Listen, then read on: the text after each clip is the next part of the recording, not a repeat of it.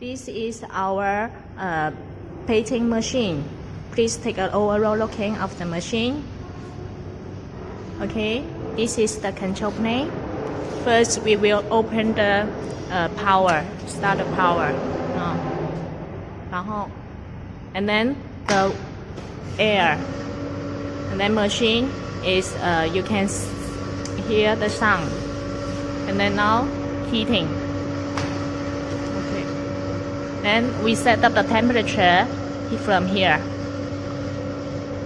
This is the setting temperature. This is the actual temperature. Usually, to heat up the machine to be 100 degrees, just leave several minutes.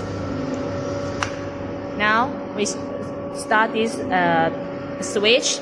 It is the speed of the barrel, the running barrel. Now the machine is running.